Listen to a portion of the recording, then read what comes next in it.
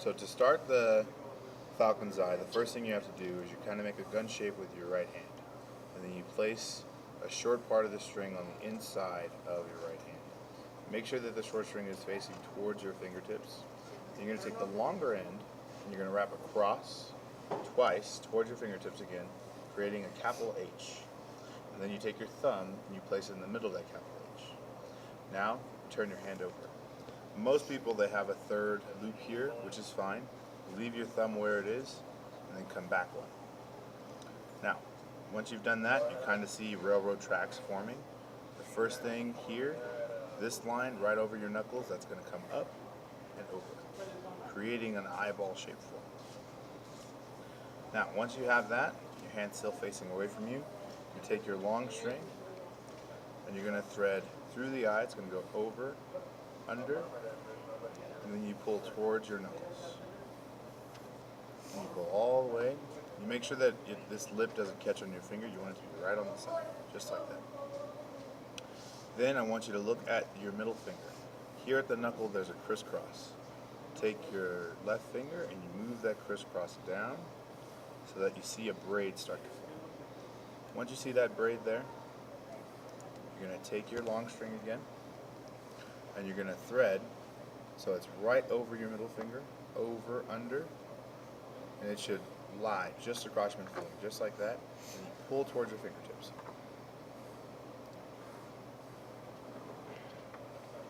Now that you're all lined up, pull towards your fingertips, you look at the inside of your hand, and now you can move your thumb. Once again, we still have our capital H showing. We're going to take our short string here, we're going to pull so it's parallel with your index finger. And then if we look, once again, we have our railroad tracks again. Then you're going to take your first track here you see, it's going to go on the inside of your hand, come up and over. There's a big difference between going this way and going that way, so make sure that you took the one on the inside of your hand and came over. And again, we have the eye. We're going to take our long string and we're going to thread through that eye, over under, but this time we pull towards our thumb. Now that you've done that, you're going to kind of match your hands here, and then you're just going to move them right across. This completes the first phase of the Falcon's Eye. Now the next thing you're going to do is notice that if you let your long string hang over the top of your index finger, it lines up right next to this short string here. Now this part is usually very tricky for some people, so I'm going to shift the knot down just a little bit so you can kind of see what I'm going to do next. I'm going to take the other end of my long string, and I'm going to thread right next to this short string. Come through right here.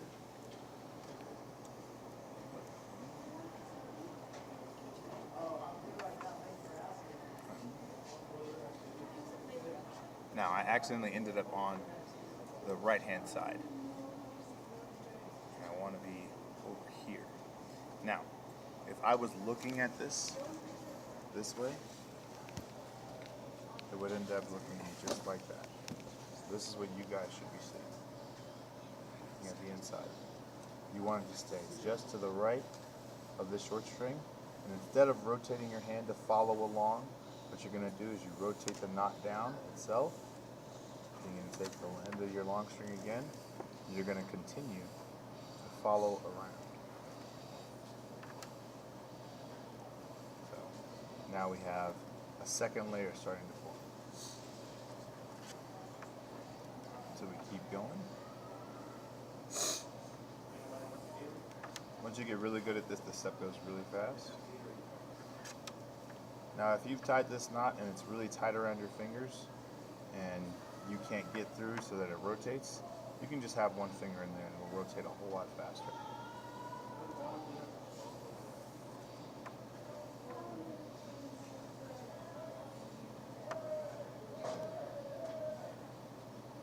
Once you get the rhythm down, it's pretty basic.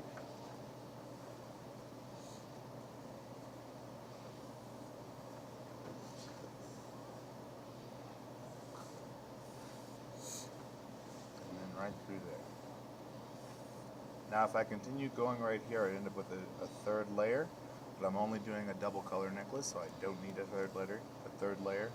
Now up until this point, we have what you call the Turk's head knot. This is the Turk's head knot, but this one forms like a woggle because it goes when you try and lay it against your chest. It only forms, it doesn't lay down flat like a necklace should. So what we do is what I like to call the Deuce step. Notice how this here is your short string is underneath. You're going to take that there and you're just going to pull it out one. Just going to back out one, and then you're going to take your long string and you're going to thread right next to that, come up and out, and now it lays flat like a necklace. That's the one step of this knot I had to figure out all on my own. It took me 3 days. But there's your fun hand.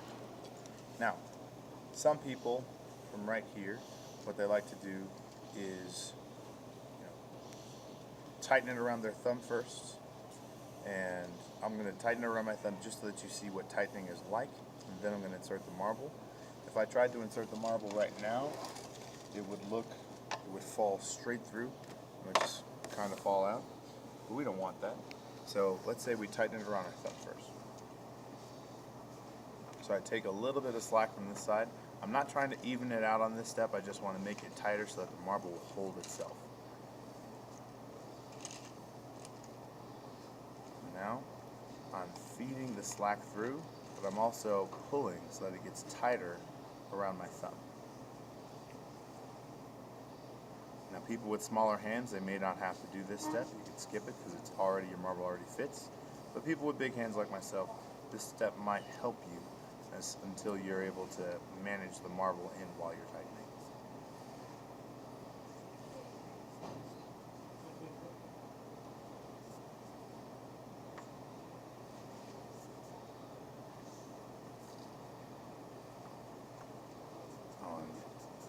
Continuously going through the knot and I'm pulling.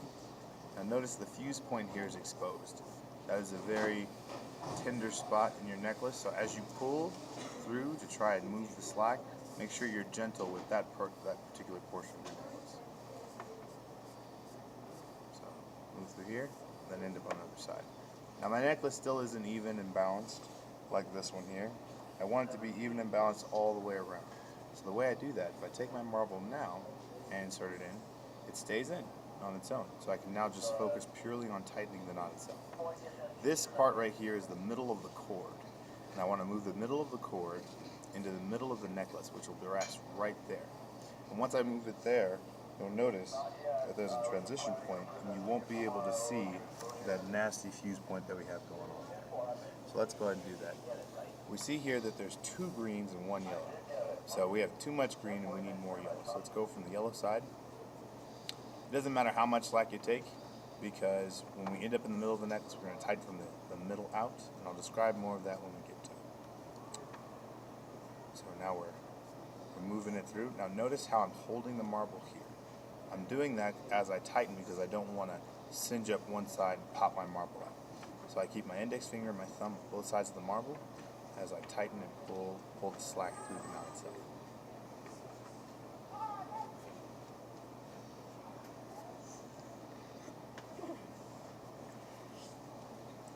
Again, I'm moving the knot itself, not necessarily my hands.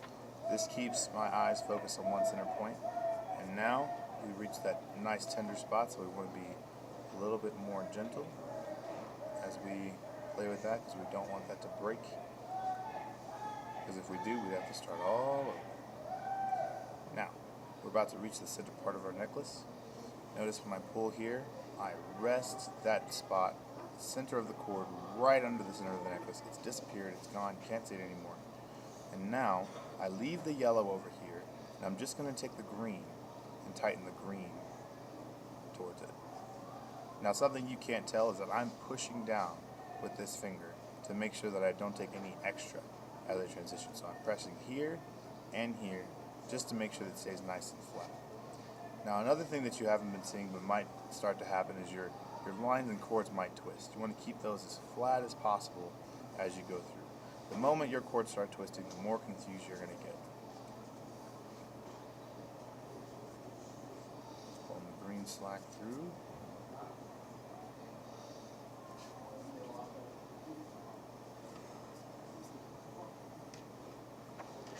Now I finally reach the end, and I'm back in the middle of my necklace, and now I'm going to take the yellow, and I'm going to go back through with the yellow and tighten the yellow side.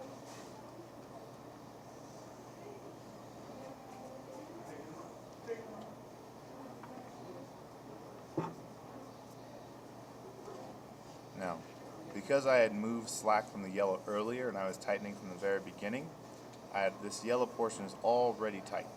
So when I come through here, all I'm doing now is just pulling through slack. I'm not tightening up the necklace per se anymore, because I did that already in the first round when I moved the middle of the knot. But you still want to make sure that you pull tight, because you don't want any excess slack in your necklace. Now we're here, we're at the end. We look around, our necklace is perfectly centered. It's got a nice balance of green and yellow. And now we move to the end knot. Now there's a bunch of different knots that you could tie here on the end.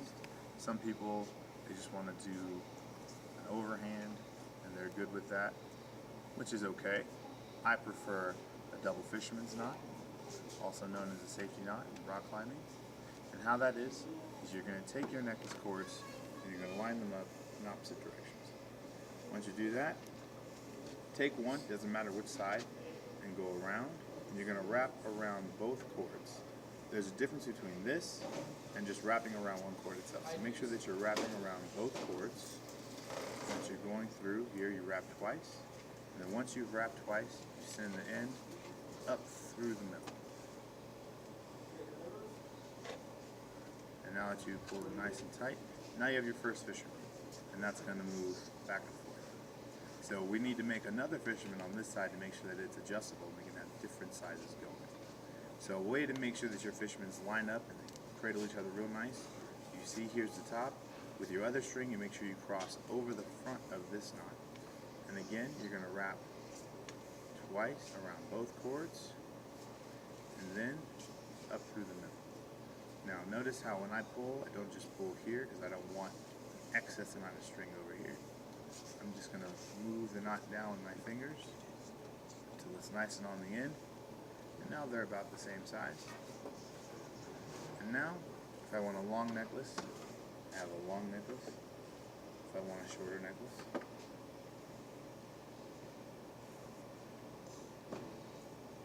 I can have a shorter necklace. So either way, from here or here, that's how you tie the double Turk's head knot. Deuce, can I ask you a question? Yes. For the double-sided or two-colored string, what size should the two strings be? Well, it depends on the marble itself. This marble is not that big. If you had a bigger size marble like this, you might want to make your cord a little bit bigger to complement for that marble, but usually you make it about 6 feet for the whole cord, so 3 and 3, or 5.5 feet, so 2.5 feet here, 2.5 feet there. Thank you very much, Deuce.